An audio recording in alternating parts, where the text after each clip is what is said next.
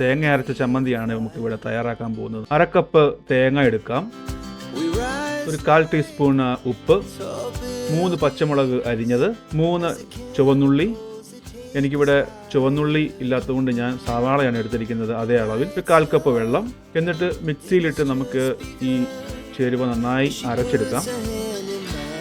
സ്റ്റൗവിലേക്ക് pan വെച്ച് അല്പം വെളിച്ചെണ്ണ ഒഴിച്ചിട്ട് കടുക് ഇട്ട് പൊട്ടിച്ച് ഒരു 3 വറ്റൽമുളക് കൂടി ചേർക്കാം. അതിന് ശേഷം 3 ചുവന്നുള്ളി കൂടി ചേർക്കാം, 2 തണ്ട് കറിവേപ്പില, ഇളക്കി കൊടുക്കാം. അതിനുശേഷം അരച്ചു വെച്ച തേങ്ങ മിക്സ് നമുക്കിതിലേക്ക് ചേർത്ത് കൊടുക്കാം. നന്നായി ഇളക്കിയ ശേഷം, നല്ല തിക്ക് ചട്നിയാണ് വേണ്ടതെന്നുണ്ടെങ്കിൽ ഈ ഒരു കൺസിസ്റ്റൻസിയിൽ നമുക്ക് എടുക്കാം. നല്ല ലൂസായിട്ട് വേണമെന്നുണ്ടെങ്കിൽ തേങ്ങ അരച്ച മിക്സിയുടെ ജാറിൽ അല്പം വെള്ളം ഒഴിച്ച് മിക്സ് ചെയ്ത ശേഷം നമുക്ക് ഇതിലേക്ക് ഒഴിച്ച് ഈ ചട്നി കുറച്ച് ലൂസാക്കാം. ഞാനിവിടെ അങ്ങനെയാണ് ചെയ്യുന്നത്.